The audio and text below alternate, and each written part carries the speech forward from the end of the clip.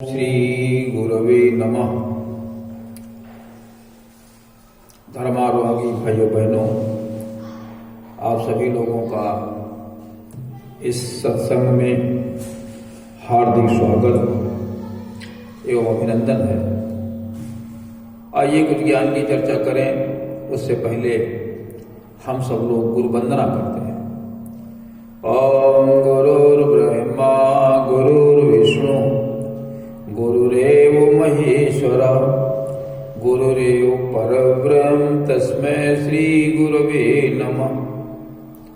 अखंडमंडलाकारं व्याप्तं येन चराचरं तत्पदं दर्शितं येन तस्मै श्री गुरवे नमः। मातृवत लालयित्री च पितृवत मार्गदर्शिका नमो अस्तु गुरुसत्तायै श्रद्धा प्रज्ञायुता चया। ओम श्री गुरवे नमः। आइए भगवान श्री कृष्ण जी का ध्यान करें। ओम वसुदेव सुतं देवं कंस चाणूरमर्दनं देवकी परमानंदं कृष्णं वंदे जगद्गुरुम्। ओम श्री कृष्णाय नमः। सद्बुद्धि की देवी गायत्री का ध्यान करें प्रकाश रूप परमात्मा के रूप में, और प्रार्थना करें कि हमारी बुद्धि को सन्मार्ग की ओर प्रेरित करें। ओम भूर्भुवः स्वः तत्सवितुर्वरेण्यं भर्गो देवस्य धीमहि धियो यो नः प्रचोदयात्। बोले वेद माता गायत्री की जय। त्र्यंबक भगवान का ध्यान करें कि हम सभी लोग स्वस्थ रहें और इस वैश्विक बीमारी से सभी लोगों को मुक्ति मिले। ओम त्र्यंबकं यजामहि सुगंधिं पुष्टिवर्धनम् उर्वारुकमिव बन्धनान् मृत्योर्मुक्षीयमामृतात्। बोले त्र्यंबक भगवान की जय। उपस्थित भाइयों बहनों, पिछले सत्संग में हम सब लोग भगवान राम के वनगमन की चर्चा सुन रहे थे। उसी कड़ी में आगे हम सब लोग चर्चा करते हैं कि रात्रि पेड़ के नीचे निवास करने के बाद अगले दिन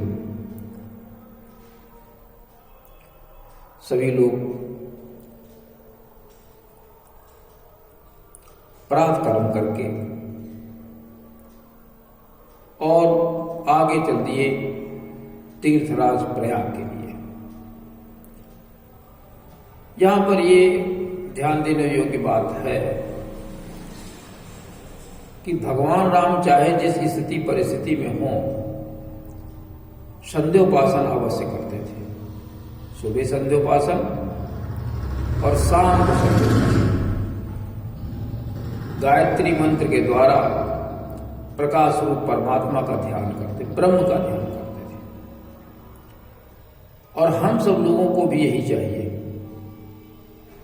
कि हम सब लोग भी दोनों वक्त का संध्योपासन करें। जो संध्योपासन करता है वो भगवान को बहुत प्रिय लगता है।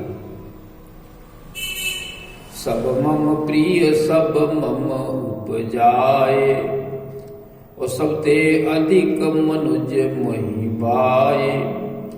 और तीन माह द्विज द्विज माह श्रुति धारी और तीन माह निगम धर्म अनुसारी। हम द्विज बने, गायत्री और यज्ञ को धारण करें और संध्योपासन करें, वेद के अनुसार चलें। ऐसे लोग भगवान को बहुत प्रिय हैं। तो आगे चल दिए। तीर्थराज प्रयाग को देखा, प्रयाग के प्रभाव को सभी को सुनाया, लक्ष्मण, सीता और निषादराज को प्रयागराज के प्रभाव को बताया। वहां पर साधु लोग, सज्जन लोग, संत लोग, जो सुकृति हैं, जो उत्तम कृत्य करने वाले हैं, जो परमात्मा के गुणों को धारण करके समाज को अच्छा बनाने वाले हैं, वो वहां पर लोगों की सेवा किया करते हैं। जो लोग जाते हैं तीर्थराज, उन सबको वेदों का ज्ञान, भक्ति, वेद का ज्ञान, वैराग्य, इन सब के विषय में बताते हैं। भक्ति भगवान के गुणों के अनुसार चलना भक्ति कहलाती है। सभी को वो इसका उपदेश करते थे, भगवान के गुण क्या है, परमात्मा के गुण क्या है, उसके अनुसार सबको चलना चाहिए। सभी लोग वेदविद बने, सभी लोग पुण्यात्मा बने, सुकृति बने, वेदविद बने और पुरुषार्थी बने, परमार्थी बने, भूतवत्सल बने, समदर्शी बने, सतोगुणी बने। इसके लिए वो जो पवित्र साधु हैं वो सतत प्रयास करते रहते हैं। तुलसीदास जी ने लिखा भी कि सेवहि सुकृति साधु सुच, पावहि सब मन काम। सेवा करते हैं। प्रयागराज की क्या सेवा करेंगे? प्रयागराज उनके कर्मों से वो पुण्य तीर्थ बन जाता है। तुलसीदास जी ने लिखा भी है कि जो संत लोग हैं वहां जो रहते हैं, तो इस प्रकार के कार्य करते हैं, वही तीर्थराज प्रयाग बन जाता है। राम भगति जहां सुर सरी धारा, और सरसई ब्रह्म विचार विचारा। सरसई ब्रह्म विचार प्रचारा, और विधि निषेध में कलिमल हरणी, और कर्म कथा रविनंदन निवरणी। ऐसे साधु होते हैं, वहीं प्रयागराज बन जाता है, संगम बन जाता है। तो और तभी संत लोगों को, सज्जन लोगों को धर्म, अर्थ, काम और मोक्ष की प्राप्ति होती है। मन की कामना जो है वो पूर्ति, मन की कामना की पूर्ति होती है। ऐसा नहीं वहां पर पड़े हैं, खूब खा रहे हैं अच्छा अच्छा, और गंगा स्नान किया, त्रिवेणी स्नान किया, मौत के साथ में पड़े हुए हैं। नहीं, मेहनत करनी पड़ती वहां, तभी तो वो पुण्य धाम बना। जब बहुत से संत लोग इस प्रकार के कार्य करते हैं तो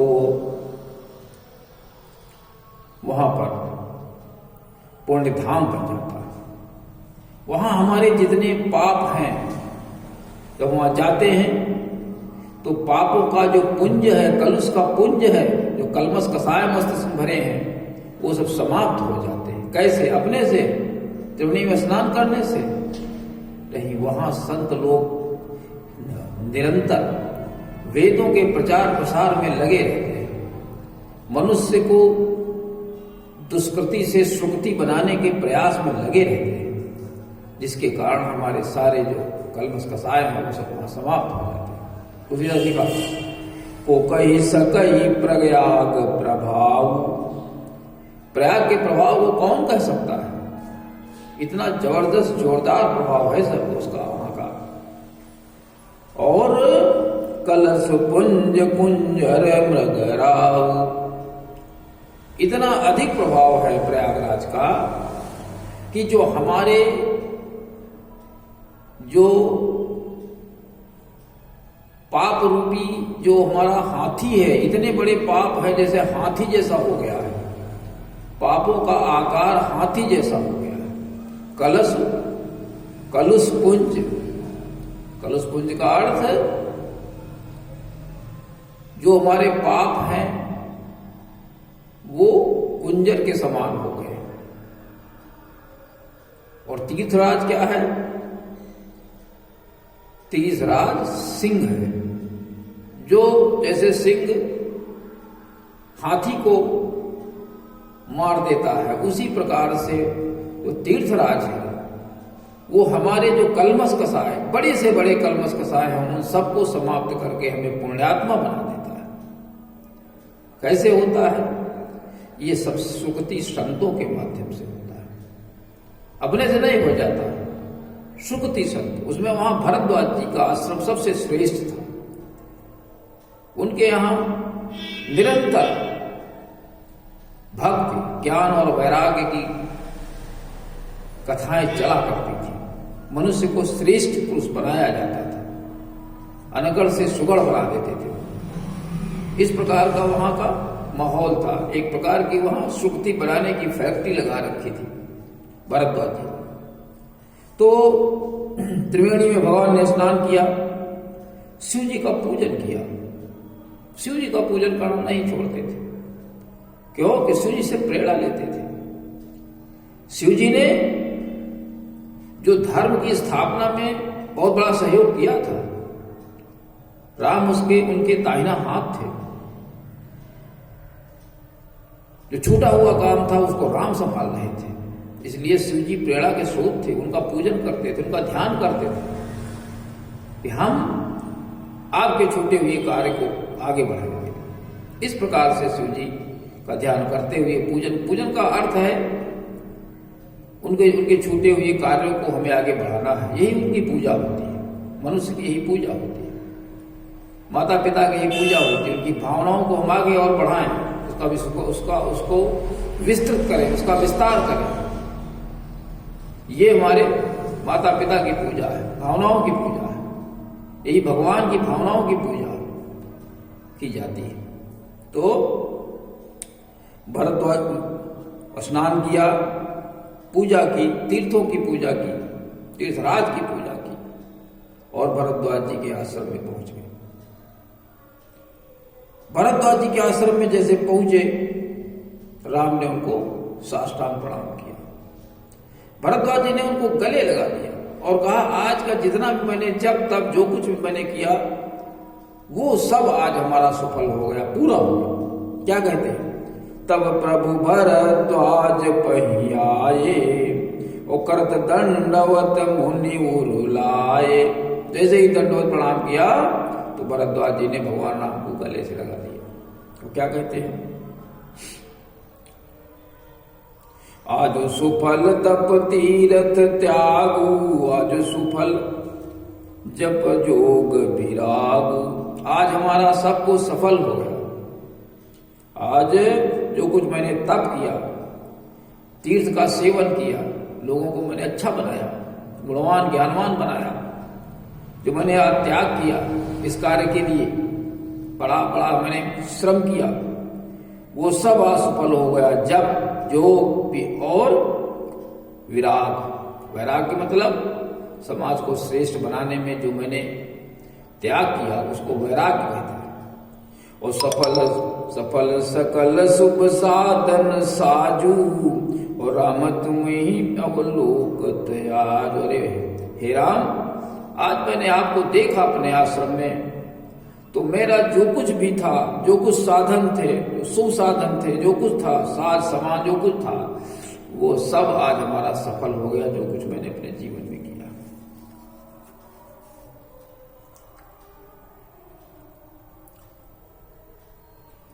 फिर कहते हैं भरद्वाज जी कि हमारी मनोभावना ऐसी ही बनी रहे जैसी बनी है, और हमें इससे श्रेष्ठ करने का आदेश उपदेश। वरदान, वर का मतलब श्रेष्ठ, और दान, श्रेष्ठता का दान दीजिए और हम अच्छे बने। भगवान के कह देने से जाओ तुम अच्छे हो जाओ, तुम सुखी हो जाओ, मनुष्य सुखी नहीं हो सकता। जब कोई व्यक्ति श्रेष्ठ बनने का एक आधार बताता है, कैसे आप श्रेष्ठ बनेंगे, और क्या कमी है उसको और अच्छा करिए, तो फिर वो वरदान हो जाता उसके लिए। जैसे हम लोग कहते हैं कि बच्चों को शिक्षित कीजिए, ज्यादा धन बच्चों में लगाइए, उनके संस्कारों को कराइए, ये एक वरदान कहा जाएगा। उसके ऊपर आप करें और चले तो आप देखेंगे आपको सुख प्राप्त होगा। तो यही भगवान राम करते थे। देखिए जब निषाद राज जाने लगा तो उसको भी एक रास्ता बताया, यही वरदान है। जाओ भवन मम सुमिरन करेहु, मेरे गुणों का ध्यान करना, मेरा सुमिरन, मेरे गुणों का ध्यान करना। जाओ भवन मम सुमिरन करेहु, मन क्रम वचन धर्म अनुसरेहु। मन वचन कर्म से धर्म का पालन करना। जाओ भवन मम सुमिरन करेहु, मन क्रम वचन धर्म अनुसर। मन वचन कर्म से धर्म के पथ पर चलना, ये वरदान है। इसी को पर कहा, ये नहीं कहा जाता आप जाओ घर में पड़े रहोगे धन खूब आ जाएगा तुम्हारे। कैसे आ जाएगा धन? आपको मोक्ष मिल जाएगा, कैसे मिल जाएगा मोक्ष? मोक्ष के लिए हमें श्रम करना पड़ता है, हमें उसके लिए प्रयास करना पड़ता है। मार्गदर्शन तो भगवान का है, लेकिन प्रयास हमको करना पड़ता है। तो क्या कहते हैं भरद्वाज जी कि मन कर्म वचन मन छाणी छल, और जब लग जनु न तुम्हार, तब लगे सुख सपने हूं नहीं किए कोटि उपचार। ये भरद्वाज जी कहते हैं कि कोई भी व्यक्ति हो, चाहे वो करोड़ों प्रकार से उपचार करे, जप तप और न जाने कितने भी हैं प्रकार के, वो सब कर्म करे, लेकिन जब तक मन वचन कर्म से वो और मन से छल छोड़ करके जब तक तुम्हारा अनुचर नहीं हो जाता है, दास नहीं हो जाता है, तुम्हारे बताए हुए मार्ग पर नहीं चलता, तब तक उसको सुख नहीं प्राप्त हो सकता। यही भगवान का वरदान है। भगवान राम का जो चरित्र है, भगवान राम के जो गुण हैं, उनको हम अपना लें तो सभी की, जितने भी देवी देवता है, परमात्मा, सभी का हमारे ऊपर वरद हस्त हो जाएगा।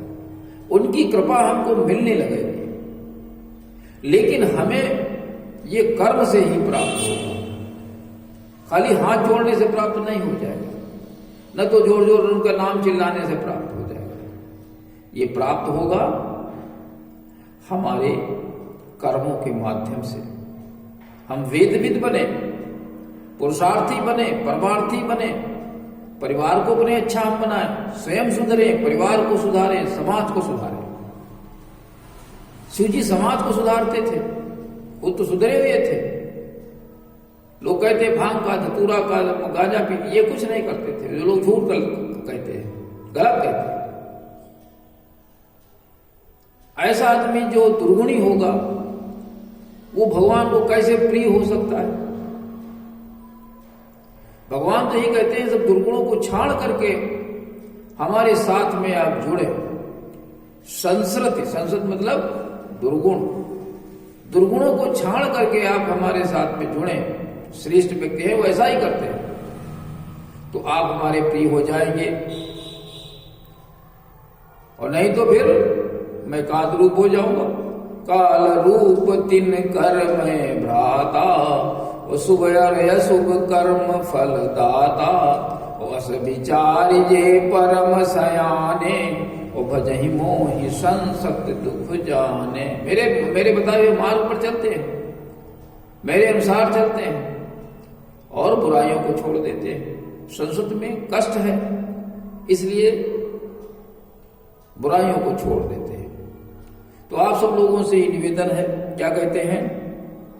कर्म वचन मन छाणी छल, और जब लग जनु न तुम्हार, और तब लग सुख सपने हूं नहीं किए कोटि उपचार, चाहे करोड़ों आप उपचार कर डालें, लेकिन सुख नहीं प्राप्त हो सकता है। सुख प्राप्त करना हो तो भगवान के अनुसार चलना पड़ेगा, भगवान का जन बनना पड़ेगा। तो आप सब लोग सुखती बने और अच्छे विचारों को सुने, उनको जीवन में उतारें, यही आज का अभिप्राय है। बोलिए सियावर रामचंद्र की जय।